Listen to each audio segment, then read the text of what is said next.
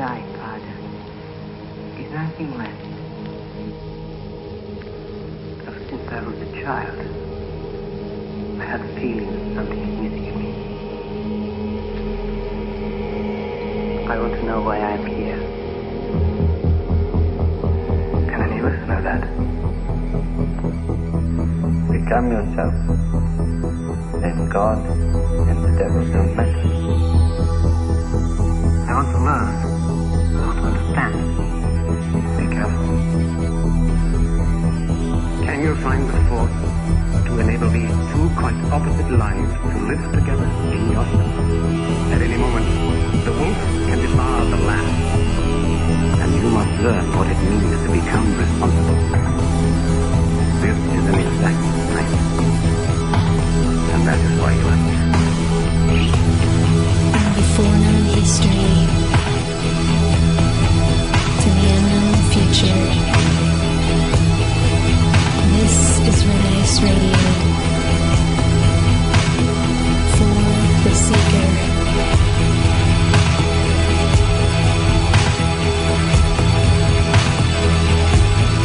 Think and know the void. One must strive to know.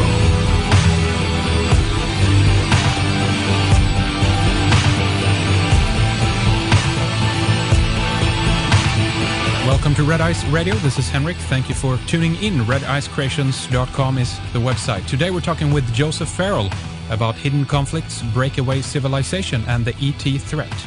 Joseph P. Farrell has a doctorate in Patristics from the University of Oxford and pursues research in physics, alternative history, science, and other strange stuff. He's the author of many books in the field of alternative research, and in the first hour we're going to begin on the Boston Marathon bombings and what appears to be an internal Gladio Operation with a huge geopolitical agenda behind it, which could be spun in a variety of ways. Hi, Joseph. It's good to talk to you again. Welcome back, by the way. How have you been doing since we last talked? Almost a year ago. Not quite, though. Yeah, pretty good, Henrik. Thanks for having me back on. You bet. A lot of things has been going on from Boston to the European crisis unfolding, and I believe you have new books in the works, of course, since we last talked. One of these is Covert Wars and Breakaway Civilizations. That's definitely one I want to ask you a little bit more about later. But I just thought we could tie in some bit of news here first. I guess the most recent thing, obviously the most dramatic event is the Boston bombings, and I'd like to, I guess, get your take on how you interpret the message, as I see it anyway. This is a message. It's, to me, as I begin looking at this, Joseph, it's obviously planted people in place at the time. All of the evidence surrounding this, to me, points to the fact that someone really wants all of us who are investigating and who have access to a computer and the web and everything else to realize how much of a false flag this event is. It's more obvious than ever. What do you think, Joseph? Oh, I totally agree. One of the things that when this happened that really, actually two things that really popped out at me. And the first was that the reaction, almost as soon as I heard about it, Henrik, I posted a notice on Facebook, just kind of querying people on what their reaction to it was. And obviously that's not a scientific poll or anything like that, but overwhelmingly, most of the people had the immediate impression or reaction that this was theater, that this was a put-up job, that this was an inside job, that the U.S. government wasn't coming entirely clean with everything. And then, of course, we saw what, for all intents and purposes, was a virtual lockdown of an entire city to track down two alleged perpetrators of this crime. And, I got to thinking about that, Henrik, and the first thing that popped into my mind is, what are we getting for this multi-billion, now into the trillions of dollars, war on terror, with all of the cameras, bomb-sniffing dogs, SWAT teams, and so on? Has it made any of us safer? No. And the overwhelming answer that people gave was no. And the other thing historically that I just found so incredible, I've studied, as you know, I've studied the history of World War II, particularly in Europe, rather extensively. And to my mind, I cannot recall an instance where an entire city the size of Hamburg, Boston, or to give a European comparison, Hamburg or Frankfurt or someplace like that, was locked down by the Nazis to hunt down two people for committing, a terrorist act. The Nazis did lots of horrible things, exterminating villages and so on and so forth. But I can't recall ever hearing of this kind of scale of paranoia. And then the other thing that really disturbed me about it, Henrik, that has the footprints of something very foul, very malodorous, is the fact that on the same day, just as the marathon bombing occurred, the bullion commodities trade in this country was just drawing to a close. And of course, as most people now are aware, the paper bullion just absolutely completely tumbled. To a certain extent, you might even say it collapsed, although that might be too strong of a word. But there was definitely an organized attempt, and I think that it probably comes ultimately out of the Federal Reserve, to drive down the price of paper gold. And of course, that concurrent with the Boston Marathon bombing, raised all sorts of red flags to me because, as you know, Germany has been calling for repatriation of its gold. There are a number of other countries that have joined Germany. Holland, I think, is one of them. Switzerland more recently. And prior to that, of course, we had Venezuela and I think it was either Peru or Ecuador. So you had all of these countries kind of following Germany on this repatriate the gold bandwagon. And then all of a sudden we had the takedown in paper gold. So all of this appears to me to be orchestrated. And to top off all of this speculation, the things that drove my suspicion meters into the red zone, so to speak, was the fact that now we learn that apparently Russia's FSB warned the FBI about these Chechens for some time. So we already have right there an indicator that there was at least some degree of prior knowledge on the part of American authorities. Yeah. And on top of that, we have the problem that, this has all the trappings to me of a kind of an internal Gladio operation. And the reason why I say that, which ties into the Covert Wars, Breakaway Civilizations book quite a bit because I spent some time with all of that. The problem here is that, as everyone pretty much is well aware now in the alternative community, these drills are often used to piggyback a real operation. So in other words, this looks to me like yet another instance of where we had, the 9/11 business with all the drills taking place on 9/11. There were even similar evidences that something like that was occurring in Oklahoma City during the Oklahoma City bombing. So this looks very murky to me. It has the fingerprints, it has the feel, it has the odor, if I can use that word, of a Gladio style operation.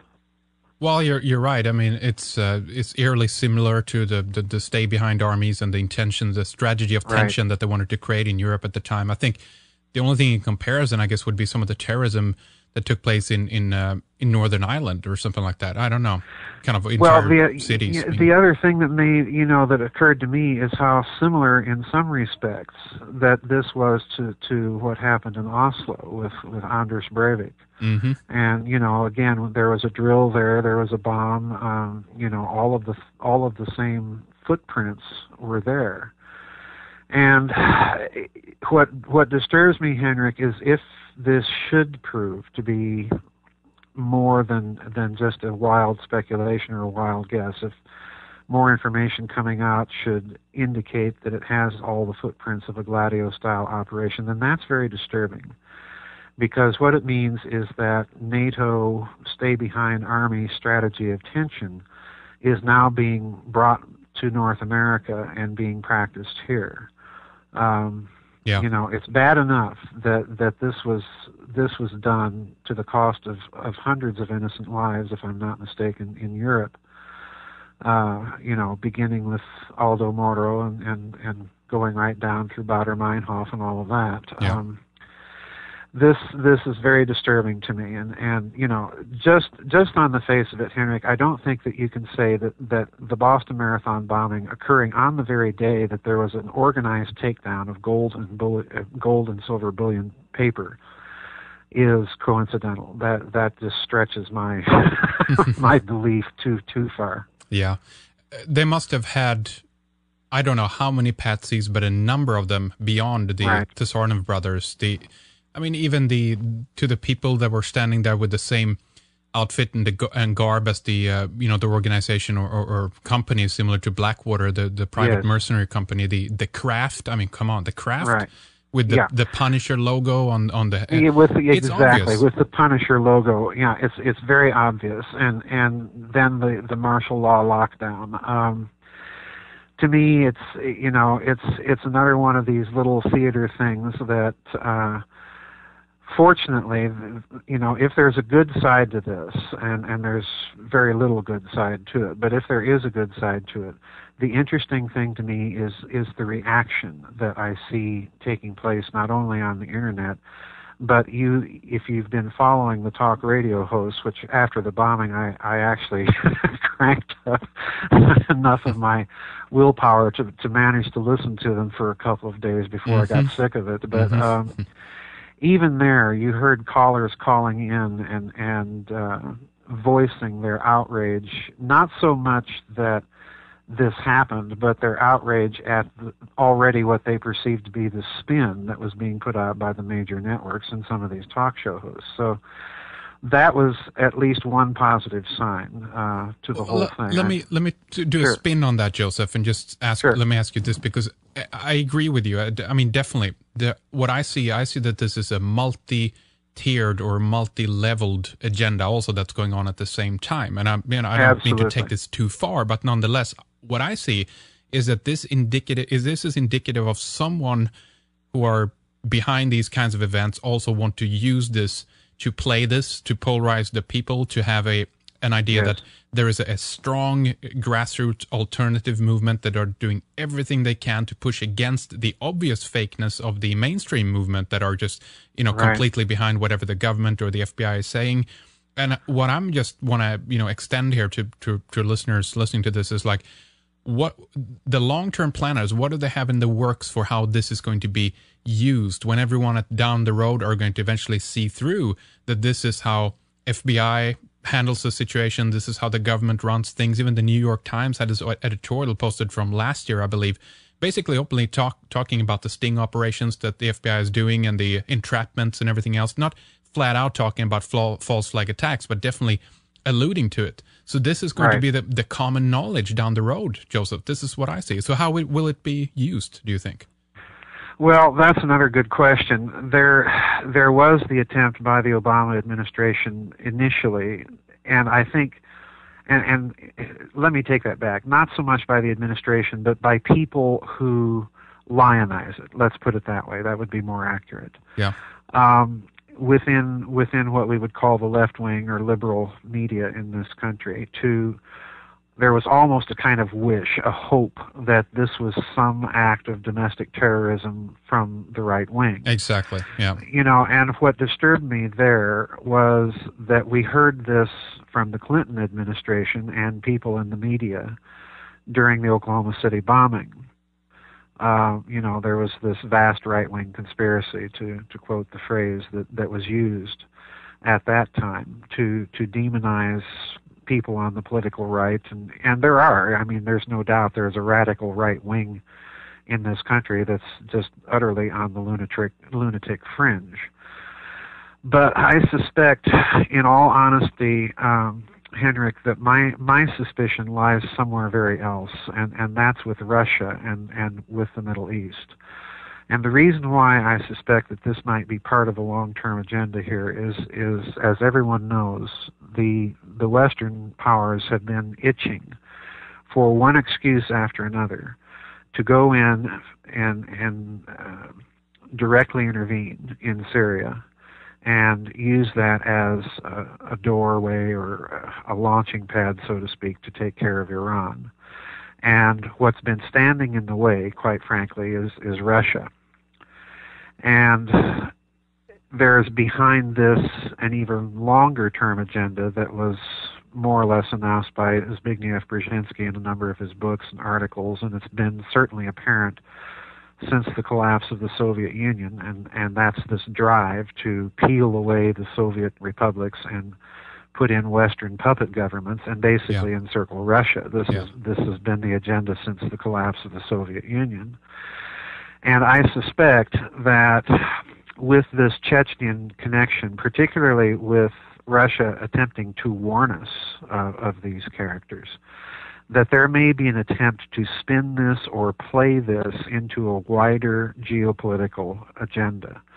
That's what concerns me ultimately behind this gold and silver takedown, because we've also seen moves on the world stage that there's this alignment now, the BRICS nations, Brazil, Russia, India, China, and more recently South Africa, that have been moving away from the dollar as their reserve currency. And I strongly suspect that this is a drive that is being spearheaded very quietly behind the scenes, not so much by Beijing, but by Moscow. So, you know, I suspect that this Boston Marathon bombing may, I'm not saying will, but just very definitely may be used in a variety of subtle ways to spin this geopolitical agenda. Well, definitely. I mean, of course, whoever is actually behind this, whatever the level of interaction this we have with so-called true terrorists as opposed to phonies and everything else. I mean, it's obvious that it's phonies at this point, but nonetheless, Joseph, they will use it to their advantage. I just wanted to ask you quickly about one of the main kind of workers, if you will, in terms of destabilizing the Russian satellite states, Boris Berezovsky, and he died here in April. Very interesting character, very strange death, actually. I mean, he was going to head off to Israel, I think, for holiday just before he died, and there's been a long struggle with Putin in this case. Do you think that someone took him out, and this is like an extension to to the ongoing Cold War, if you will? I think you can entertain the reasonable suspicion that someone took him out, because he represented that class of post-Soviet oligarchs, basically communist bosses turned mafia dons, if you want to look at it a certain way. And Putin, I've been maintaining, and people just don't understand this in the West, but I've been maintaining for years and years that Putin comes out of that element within the KGB, that if you turn back the clock and look back to 1936, there was a deal struck between Joseph Stalin and the then locum tenens of the Moscow Patriarchate, a fellow by the name of Metropolitan Sergei Strogorodski. And the deal was basically Stalin took a page from Peter the Great's playbook and decided to recruit the church, basically, to do nothing but domestic spying.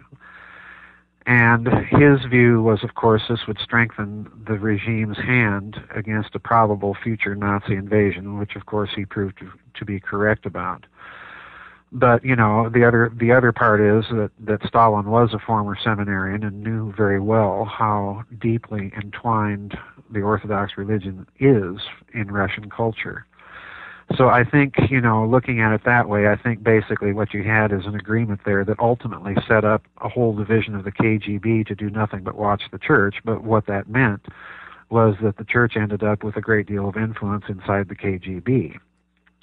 And I think Putin, given the fact that he is a practicing Russian Orthodox believer and the fact that he is such a nationalist and surrounds himself, this is what I find very peculiar, that he surrounds himself with the trappings of pre-Soviet Romanov Russia. The Romanov eagle and so on and so forth. This is a ever-present theme in his regime.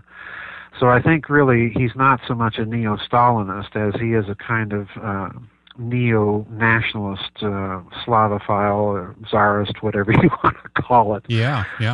But he and his people have been waging this very quiet, covert war of their own against the covert war that took place after the fall of the Soviet Union, with the oligarchs assuming such massive control and trying to sell off Russian assets to Western interests. Putin put a check to that, and I think is attempting to roll that back. So I think in geopolitical terms, when Russia is warning us about Chechnyan terrorists and then the FBI lets it proceed on top of the gold and silver takedown, I think there's a huge geopolitical agenda that is behind the Boston Marathon bombing, and time will tell, if I'm right or if I'm wrong about that. But I think it's going to be spun in coming weeks and months in a very interesting way.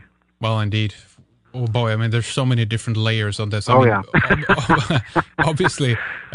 Joseph, Putin's activities are some that obviously clashes with the aspirations of a world government. As you say, he's more nationalist inclined, and this is something that he's not playing ball basically at this stage. That's why it's continuously demonized in the Western media, etc. But this interesting quirk here that the FSB is warning basically the FBI, but they are so that means that the FSB or Russians are trying to play ball in a sense here, but this offer of help, if you will, is denied by the U.S. authorities because they want to potentially use this to pin this on the Russians, correct? Right. Yeah, that's kind of what I'm thinking. There's too many aspects of this, Henrik, that bother me, and that's one of them. The other is that occurred shortly after the bombing happened. I think this was within 2 or 3 days, if I'm not mistaken. There was a notice, and I even blogged about this, that all of a sudden the Israelis were sending help, professional help. And I got to thinking about that. Well, why the Israelis? What's so special that they know about terrorism that nobody else does? After all, the Russians have bomb-sniffing dogs and experience with terrorists too. Certainly the Germans have bomb-sniffing dogs and certainly have experience with terrorists. Although, if we were to ask for their help, they'd probably say, give us our gold first, But the offer of help here is peculiar. And like you say, the fact that it wasn't followed through, that this was allowed to proceed, and now, in addition to all of this, Henrik, I'm seeing stories appear on the internet. I don't know how true they are yet, but I'm seeing stories appear that this family had some connection to the CIA at some point.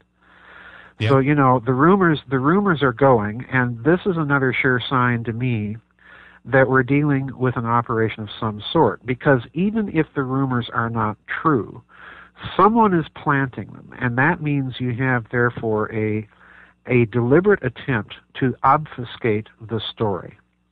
And whenever that happens, I think you've got a clear signature that this is an inside job. I mean, just look at, going all the way back to the Kennedy assassination, which for me is the bellwether event in modern American history. And the reason why is everybody knows it was a conspiracy. Even at the time, people thought it was a conspiracy. I remember because I was a little boy at the time, and the official story that was put out was so ridiculous, but it was basically rammed down everybody's throat, and the social engineering result was we got away with murder, we sold you a silly explanation, and we can do it again. And this has been the playbook ever since. So, we're watching the story being obfuscated. The Russian role here is very peculiar. They were trying to warn us. And again, like you point out, this comes from the FSB. This is Vladimir Putin's stomping ground. So in other words, this, in my opinion, the warning had to have probably come from a very high level. And he himself was probably made aware of it. So this has a geopolitical odor to it that I just can't put aside and get away from. And I think, watch the spin that's put to it, to this angle, the Chechnyan angle, in the coming weeks and months, because that may tell us a whole lot right there. Yeah. We have his father speaking out, believing that his sons have been framed pretty much, and that there is this connection to the FBI Secret Service. I basically wanted to bring it to your attention as well, Joseph, that the Tsarnaev family received over $100,000 in benefits. This is an article that came out from the Boston Herald. Did you catch this one? No, I didn't. What's this about? It was basically that in taxpayer-funded assistance, they received, as the article says, a bonanza ranging from cash and food stamps to Section 8 housing from 2002 to 2012. Basically, the Boston Herald. I don't know if it's indicative of something, but it is definitely indicative of that this is a family that potentially is brought into the United States to be here, to act as a potential future usage of some kind. Do you see what I'm getting at? Yes. I can easily see that being the case, especially if this is, as I've speculated, some sort of manifestation of a Gladio-style operation. I can easily see that being the case. I've had the suspicion or the speculation for some time that this might be the covert agenda behind this country's so-called immigration problems, that there may be a covert agenda at work, and that covert agenda may have something to do with domestic terrorism. And the thing that, that is always the case, I mean, we can go all the way back to Venice, the Venetian Republic, and remember that behind terrorism there is always an organized state that is behind it at some point. The anarchist terrorist is someone that's used by deeper, murkier players that usually have some sort of state agenda in mind. So, I have no difficulty entertaining that type of speculation, Henrik, especially given what we've already seen, the suspicious things concerning this incident. Indeed. Now, what if we could zoom over a little bit to the Eurozone, and then we can see if we can tie this in. I know that you did in one of your last commentaries, and it has to do with currency and everything else. But if we go over to Germany, we have these the five wise men of Merkel, the gnomes that are they're basically pushing for the same wealth seizure that we saw proposed in Cyprus here. And it's sanctioned theft, robbery, government sanctioned theft. They want to punish people who have a little bit of money, take it from the rich, and then to feed the whole of, if you will, of the government. What do you make of this? Well, I think it's true. Germany puzzles me, to be quite honest, Henrik, because if you look at some of their actions in the last few years, particularly with this business of the theft, quite literally, of savings in Cyprus, Germany appears on the one hand to be the compliant lapdog of the IMF, the World Bank, and basically of the City of London and Wall Street. But then you flip the coin and you see very different behavior from Germany. The calling back of their gold, in fact, their insistence upon it. And that over initial opposition from the Bundesbank and some of the other major banks in Germany. And then you see Merkel with her entire federal cabinet flying off to Beijing, which I still find to be one of the more unusual political events that wasn't covered at all in this country. Yeah, I didn't even catch that. Yeah, well, when you take virtually the entire cabinet with you, that's kind of, that's something, and it's certainly newsworthy. And then you have Germany making all of these energy deals with Russia, and then the recent announcement by Russia that everything's fine in the Eurozone. It's as if Russia is saying, go Merkel. So I find Germany's actions to be at best ambiguous, and Okay, good. Yeah, I just called you on the cell phone, obviously, and as you said, we don't know if it's acts of God or acts of Fort Meade, or what do you say? That's targeting us here, but we do have plenty of cutouts at the moment, so I do hope we can proceed. I don't even know where we left off, Joseph. Well, I think we were kind of wrapping up the idea that there could be a covert agenda behind this country's immigration policies, or lack thereof, because it certainly seems that when you have a porous border, that all sorts of people can come in, and we've certainly seen one result of that, as you mentioned, with the Boston Herald article. So sad to say, I think it's all at least tending to the direction of at least kind of corroborating the speculation that we might be dealing with a kind of Operation Gladio style strategy of tension type operation over here. Let me ask you again, and I hope you can hear me now, that where some of this money is going. You've detailed a little bit about how basically trillions of US dollars worth of gold-backed U.S. Federal Reserve bonds and all that, it keeps popping up in Europe, and at the same time we have the European population being robbed by the European Union, pretty much. And so Where does the money go, Joseph? Who's getting all this money? Oh boy, that's a huge story, and it's really one of the kind of the central speculation of covert wars and breakaway civilizations. Because, and if I can paint a bit of background here, sure, go ahead. My real goal in these little series of books is to deal with Richard Dolan's hypothesis of a breakaway civilization. And what I'm attempting to do is to kind of reverse engineer the culture and mentality of a group of people that might be tempted to set up something like that, and the reasons why they're doing it. Well, right up front, I have to say I'm in agreement with Mr. Dolan that the reasons for doing so, the hidden reason ultimately of all of this, is the UFO. This is kind of the hidden motivating factor of most national security policy history in the last 50 years. And if you stop and consider then what this means, the UFO's performance characteristics are certainly at least beyond, at the time that they began to appear during World War II, beyond human performance capability. And this would have been perceived as a national security threat, a long-term national security threat. And there would have been an effort to understand the phenomenon, and more importantly, an effort to achieve some level of technological emulation of it.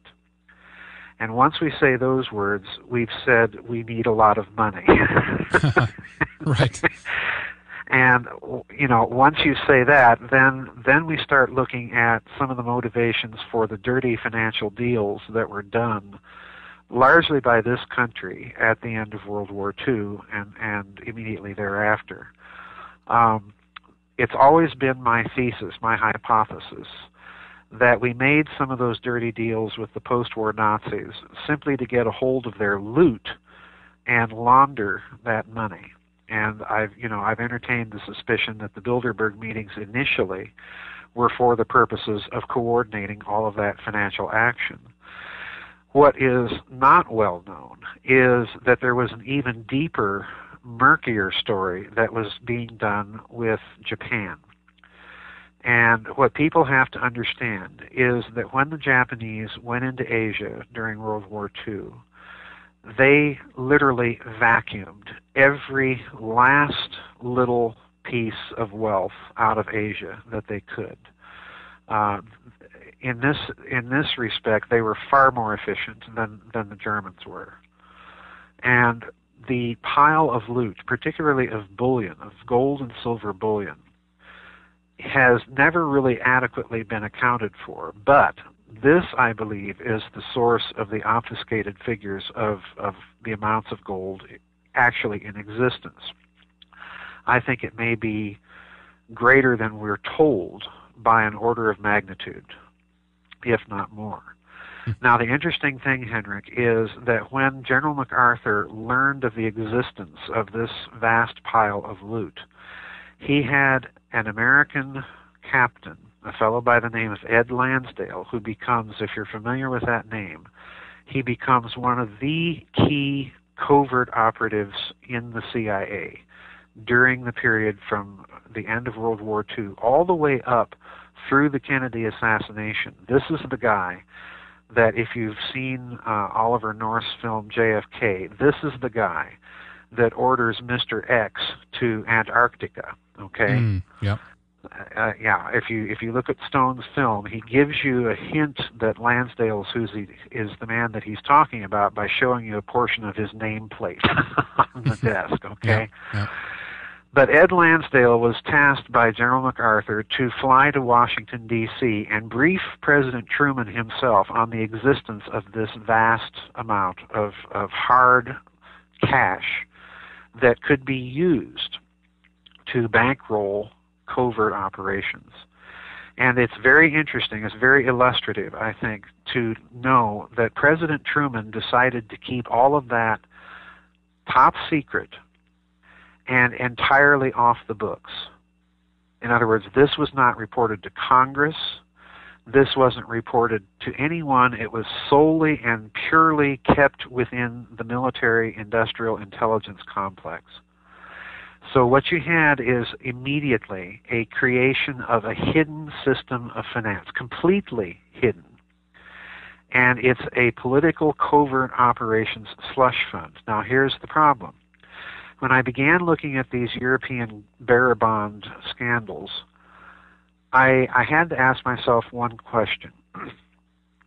When you counterfeit something, do you counterfeit a $7 bill? No.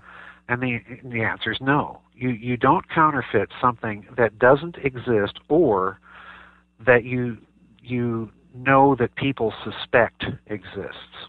Yeah. So to be counterfeiting billions of dollars of Federal Reserve, now this is another key point, of Federal Reserve bearer bonds that are allegedly backed by gold. You've created an immense paper market in gold, if this is sounding familiar, because we've just seen the takedown of the paper market in gold as the demand for the physical product keeps going up. So this is, I think, something that we have to tie the modern bearer bonds to. We've got to tie it to this hidden system of finance.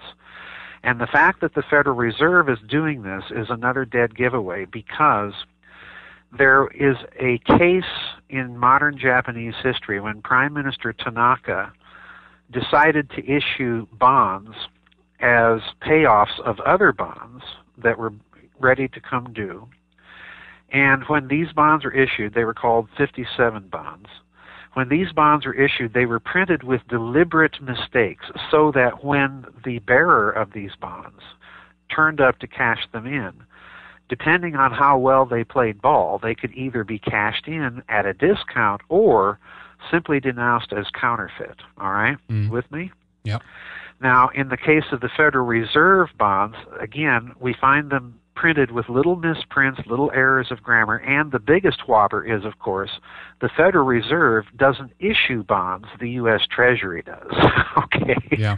So in other words, we've set up a huge system of fake bonds to suction out more liquid cash with all of this Japanese gold backing it all up. So in other words, we've leveraged a huge system of finance that is entirely off the books. Now, the problem here is that some of this certainly went to fund covert operations like the Gladio operations that we've been talking about.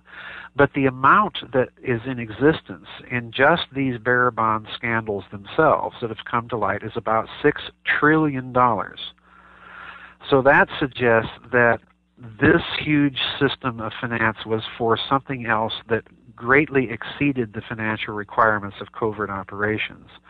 And the only thing that I can think of, Henrik, that would be requiring such a staggering amount of money would be precisely something like a program to emulate technologically the performance characteristics of UFOs.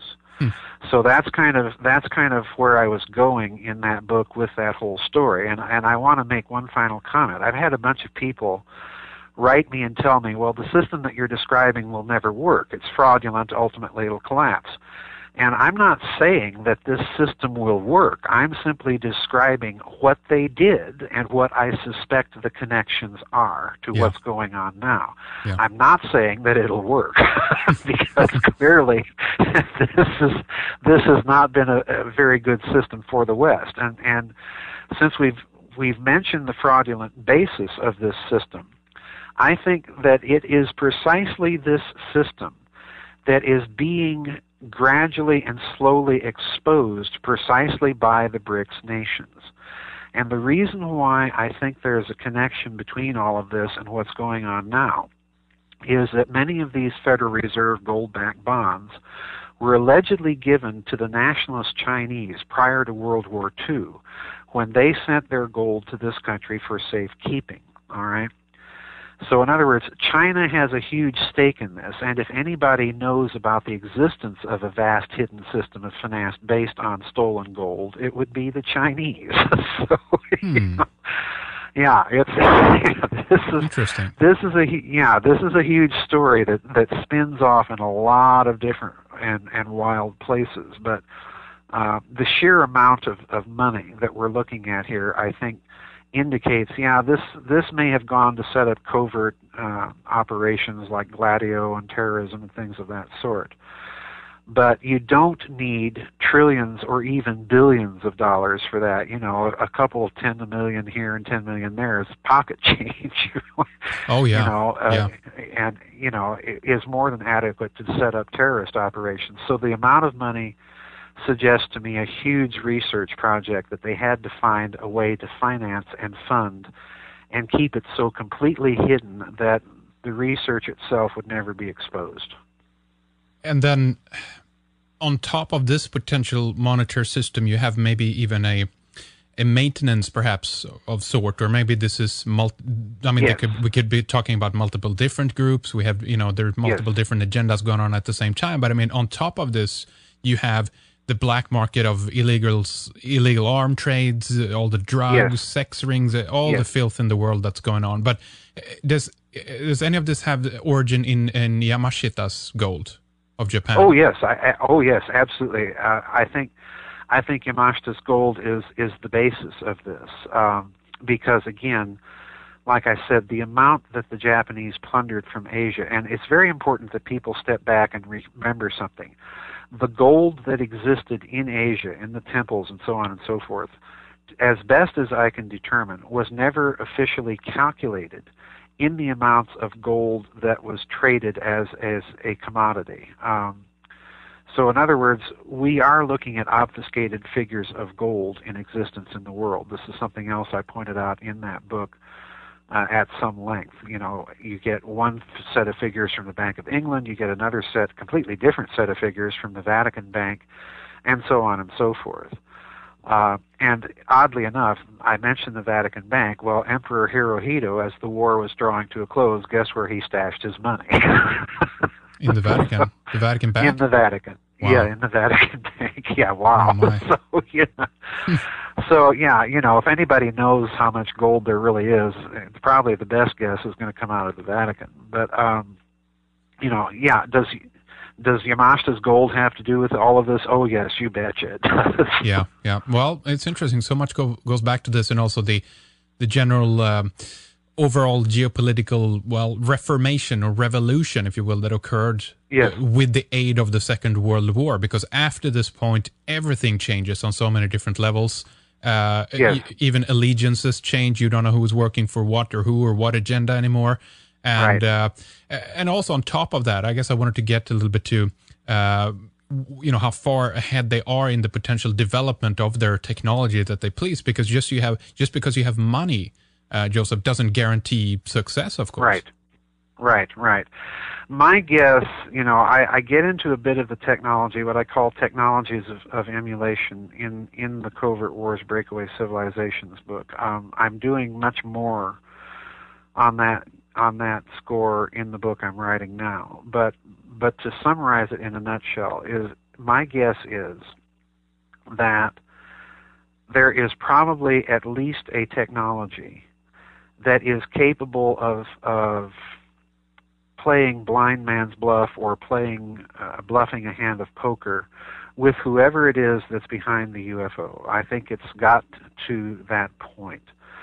The reason I say that is it's very interesting. If you go back and look at Colonel Corso's Day After Roswell book, he says something that to me has such significance, and it has been so overlooked or in some cases made fun of. But his point is, in that book that he makes over and over, especially toward the end of it, is that the national security state at the end of World War II is really confronted by two realities. The first reality is the Soviet Communist bloc. The second reality is the UFO. And, you know, in my take, some of that technology represents offspring or developments of Nazi technology, but not all of it. Some of it represents somebody else's. So the national security state is literally, in his words, fighting a two-front war. And I think in that regard, then, you begin to look and question some of the developments that have taken place since the Cold War. One of the things I think that's an indicator, Henrik, that we are looking at some very advanced technologies is the suddenness now with which both the United States and the Soviet Union, or pardon me, the Russian Federation, have been dismantling at breakneck speed their strategic nuclear arsenal. We're down to about a tenth of what our arsenals were during the Cold War, during the height of the Cold War. Now, that's not to say that they're not modernizing their nuclear weapons arsenals. Both parties are. But what's interesting to me is there's less talk of strategic nuclear weapons. I think this has moved into a whole new ballgame. We have emulational weapons based on weather modification, earthquakes, and so on and so forth. And I think ultimately these are coming out of that part of that breakaway civilization that has been tasked to deal with the UFO phenomenon insofar as the extraterrestrial long-term potential threat. That's my genuine opinion. And I'm hoping, I'm hoping in this coming book to argue the case that if you look at statements of people within that research and development branch of the military-industrial complex, and then compare them with the known physics research that some of these experimenters published publicly, and extrapolate between the statements and claims for the technologies being made and these experiments, I think all the indicators are yes, some party of humanity has their hands on some very, very advanced, sophisticated technology. Well, I want to ask you more about this. I want to elaborate on some of the points and see where you're going next in the book here in the next segment. Joseph, I think we should take a break here. Our line seems to be holding at the moment, though, so that's good news. But Covert Wars and Breakaway Civilizations, that's your latest one. And, of course, you're working already on a follow-up to that, Covert Wars and Clash of Civilizations. So a lot to do there, of course, and this is a continuation, I believe you said, on which one of your first books again? Saucers, Swastikas, and Psyops was the first little book in this little mini-series. It was kind of a bridge book between the Nazi books and then this idea of Mr. Dolan's that just captivates me, this breakaway civilization idea of his. So, it's Saucers, Swastikas, and Psyops that begins this little arc of books. That's right, and it's carrying on here. It's very interesting, and of course, there's a lot of really, really interesting ideas presented both by Dolan, and then you pick this up and go further with it. And I want to, go further with this idea as well in a second. But give us the website, Joseph, so people know where to go to pick up copies of the books and follow you. You have a member section and everything else. So give us the details. Right. The website is www.gizadeathstar.com. That's all one word, all lowercase, and there is a little web store right there on the website that they can get my books right there. Very good. Do check it out. Check out the membership section that Joseph has there as well if you want to follow him on a more regular basis. We'll take a short break here and we'll return with more in a little bit. In the second hour, we'll speak more on the economic events in the Eurozone and we'll discuss the BRIC nations' grievances against the financial oligarchs of the West. Joseph talks about the importance of the political center, as there is no real party of opposition. He tells us why he thinks the internet will be playing a bigger role in the future. We ended the hour on the military assessment of the ET threat, and Joseph explains why he believes that they may be right. Go to redicemembers.com and sign up for a membership to continue to listen to the second hour of this program, or if you want to listen to any of our previous programs. This is online independent radio covering many of the most important and interesting subjects at this time. Please see our radio archive for our upcoming guests. We have much more to come, but more right now with Joseph. That's next.